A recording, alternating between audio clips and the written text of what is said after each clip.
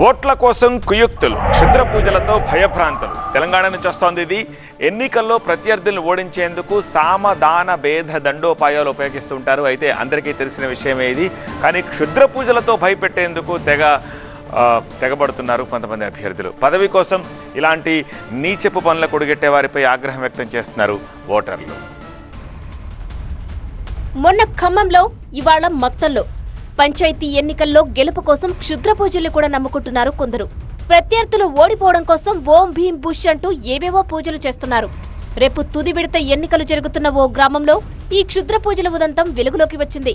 నారాయణపేట జిల్లా మక్తల మండలం కాజ్వార్లో బీజేపీ బలపరిచిన అభ్యర్థి వెంకటమ్మ ఇంటి ముందు అర్ధరాత్రి క్షుద్ర పూజలు చేసినట్టు ఆనవాళ్లు కనిపించాయి. తెల్ల ఆబాలు, పసుపుతో పాటు మరికొన్ని రకాల వస్తువులు ఏవో చల్లి పూజలు చేశారు.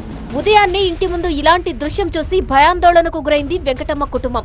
క్షుద్ర పూజలతో కీడు వెంటాడుతుందనే భయంతో వెంకటమ్మ భర్త మోహన్ గౌడ్ అస్వస్థతకు గురయ్యారు. ఆయనను వెంటనే ఆసుపత్రికి తరలించారు.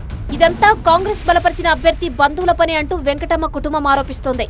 సీసీ ఫుటేజ్లో రికార్డైన దృశ్యాల ఆధారంగా ఇదంతా కాంగ్రెస్ మద్దతుదారు రేణుక మామ అయిన రాములు చేసినట్టుగా నిర్ధారణకు వచ్చారు. ఆయన కూడా దీన్ని ఒప్పుకున్నాడని చెప్తున్నారు. పోలింగ్ స్టేషన్ ముందు కూడా ఇదే రకంగా రాములు పూజలు చేశాడని చెప్తున్నారు. ఎలక్షన్ టైంలో ఈ క్షుద్ర పూజల ఎపిసోడ్ ఊళ్ళో పెద్ద టెన్షన్ వాతావరణాన్ని సృష్టించింది.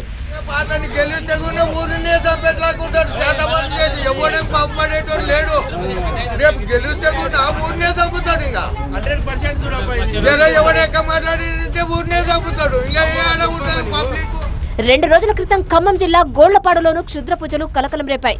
కత్తెర గుర్తు స్లిప్ ఉంచి క్షుద్ర పూజలు చేశారు. మరికొద్ది గంటల్లో పోలింగ్ మొదలవుతుందనగా పంచాయతీ ఆఫీస్ ముందు ఇలాంటి దృశ్యం కనిపించడంతో గ్రామంలో ఒక్కసారిగా అలజడి రేగింది. కేవలం సర్పంచ్ పదవి కోసం ఇలాంటి దుష్ట ఆలోచనలకు పాల్పడుతున్నారు కొందరు అభ్యర్థులు. అయినా మంత్రాలకు చింతకాయలు రాలవనే సామెత కూడా ఉంది. అలాంటిది ఓట్లు ఎలా పడతాయని ఈ క్షుద్ర బుద్ధిని ప్రదర్శించారు.